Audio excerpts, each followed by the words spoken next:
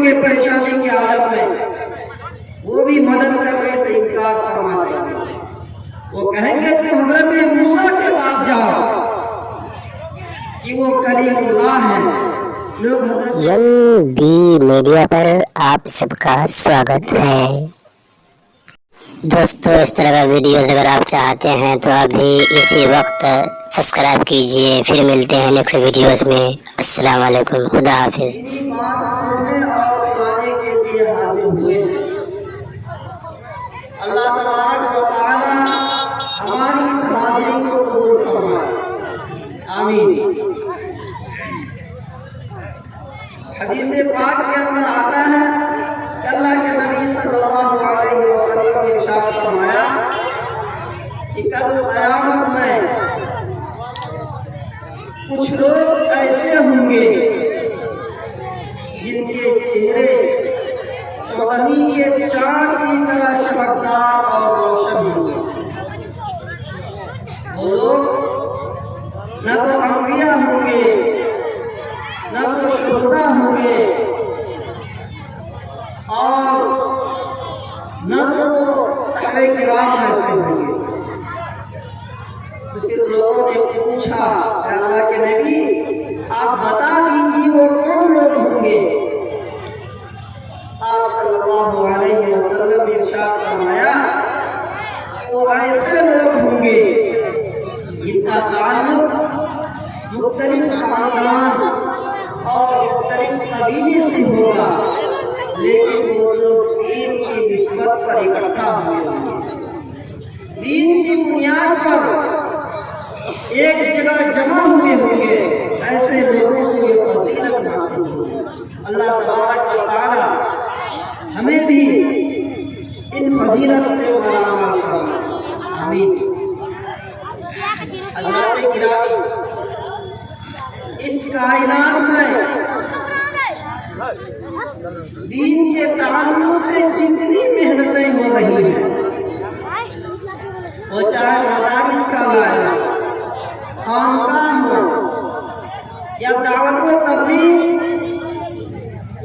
کی لائن ہو، تمام محنتوں کا خلاصہ اور تمام محنتوں کی انتہا یہ ہے کہ ہماری آخرت سدھر جائے، ہماری آخرت بن جائے، ہم آخرت میں کامیاب ہو جائیں، ہمارے نامے اعمال سیدھے ہاتھ میں ملے۔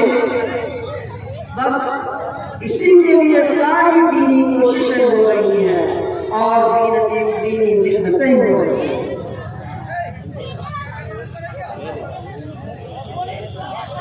تو آئیے ہم جائزہ لیتے ہیں کہ جس آخرت کی درستگی کے لیے ساری چیزیں ہوتی ہیں اس کی کیا حالت ہوگی، اس کی کیفیت کیا ہوگی۔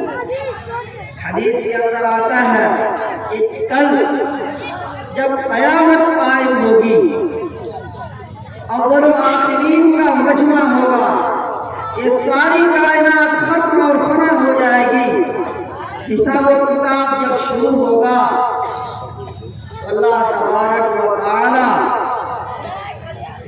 سورج کو زمین سے سوا نیزے کے قریب فرمائے گا اور ہر شخص اپنے عمل کے حساب سے پسینے میں شرابور ہوگا۔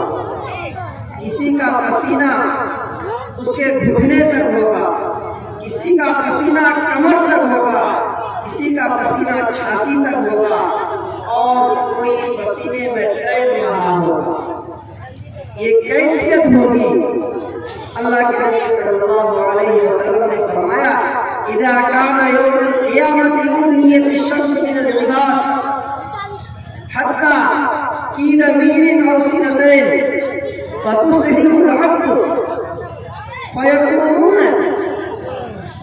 ومنهم من يأخذه إلى ركبتيه ومنهم من يأخذه إلى حقويه ومنهم من يلجمه إلجاما۔ یہ کیفیت ہوگی، ہر شخص پریشانی کے عالم میں ہوگا اور اسی پریشانی کے عالم میں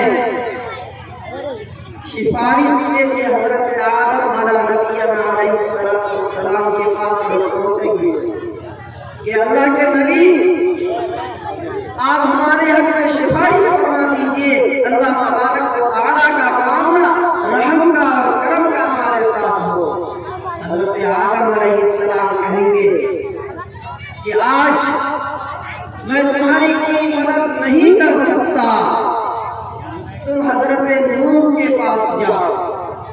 لوگ حضرت نوح کے پاس پہنچیں گے پریشانی کے عالم میں، وہ بھی مدد کرنے سے انکار فرما دیں گے۔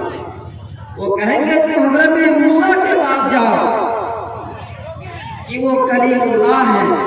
لوگ حضرت موسیٰ کے پاس پہنچیں گے، حضرت موسیٰ بھی مدد کرنے سے انکار کریں گے۔ کہیں گے تم حضرت عیسیٰ کے پاس جاؤ کہ وہ روح اللہ ہے، اللہ کی روح ہے۔ لوگ وہاں پہنچیں گے، وہ بھی مدد کرنے سے انکار کر رہے ہیں۔